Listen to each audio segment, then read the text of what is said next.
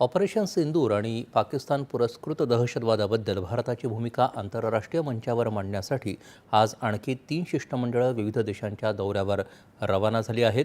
भाजपा खासदार वैजयंत पांडा, काँग्रेस खासदार शशी थरूर आणि राष्ट्रवादी काँग्रेस शरदचंद्र पवार पक्षाच्या सुप्रिया सुळे यांच्या नेतृत्वाखालील ही शिष्टमंडळं विविध नेत्यांच्या भेटीगाठी घेऊन पहलगाम हल्ला आणि भारताचं ऑपरेशन सिंदूरची माहिती देणार आहेत. वैजयंत पांडा यांच्या नेतृत्वाखालील शिष्टमंडळाचं बहारीन इथं राजदूत विनोद जेकब यांनी स्वागत केलं. या शिष्टमंडळात माजी परराष्ट्र सचिव हर्षवर्धन श्रिंगला, MIM खासदार अससुद्दीन ओवेसी, राज्यसभा खासदार रेखा शर्मा, माजी मंत्री गुलाब नबी आझाद, भाजपा खासदार निशिकांत दुबे आणि फॅनगॉंग कोयनाक यांचा समावेश आहे. हे शिष्टमंडळ सौदी अरेबिया, कुवैत आणि अल्जेरिया इथं जाणार आहे. शशी थरूर यांच्या नेतृत्वाखालील बहुपक्षीय शिष्टमंडळही पहाटे रवाना झालं. हे शिष्टमंडळ गयाना, अमेरिका, पनामा, ब्राझील आणि कोलंबियाला जाणार आहे. भारताचं हे मिशन दहशतवादाविरोधात शांतता आणि आशा निर्माण करणार असेल असं थरूर यांनी म्हटलं आहे.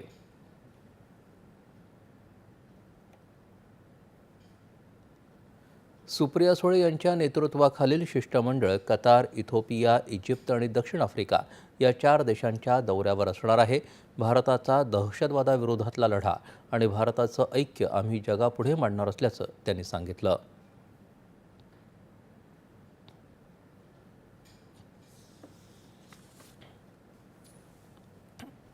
आम्ही सगळे भारतीय म्हणून एकत्र होऊन आम्ही भारतीय म्हणून चाललेलो आहोत.